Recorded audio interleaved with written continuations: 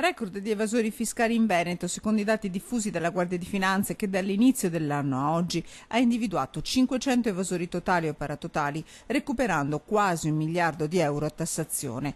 Cifre da capogiro, quelle diffuse in occasione dei 240 anni della fondazione del Corpo. Se l'evasione è da record, non va meglio sul fronte dei reati contro la pubblica amministrazione, che hanno portato alla denuncia di 272 persone, di cui 8 in arresto, per non parlare dello scandalo Mose, con i 35 arresti scattati all'alba del 4 giugno con un ciclone tangenti che ha inginocchiato la politica regionale. Reagisce la Guardia di Finanza del Veneto alle accuse lanciate solo 24 ore fa dalla Camera dall'ex presidente del Veneto Giancarlo Galan. Lo fa difendendo l'opera in difesa della legalità, pronta a smantellare sodalizi illeciti capaci di condizionare anche chi è chiamato a vigilare, e puntualizzando attraverso il comandante provinciale di Venezia, generale Marcello Ravaioli, che non si replica un indagato. Ognuno ha diritto di difendersi e scegliere la strategia difensiva, ma la Guardia di Finanza parla per atti, vagliati poi dai giudici.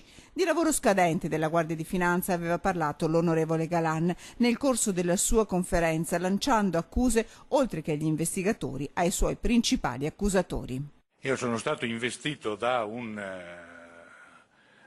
ciclone umano, giudiziario, mediatico, quale non mi sarei mai aspettato di incontrare.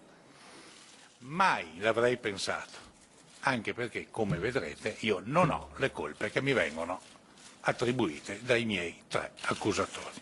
Giancarlo Galan domani sarà sentito dalla Giunta per le autorizzazioni a procedere della Camera dei Deputati, che dovrà pronunciarsi sulla richiesta di arresto inviata dalla Procura di Venezia. A loro valutare le 500 pagine di memoriale scritte a 6 mani da Galan e dai suoi avvocati. Entro la fine dell'estate la decisione dei parlamentari.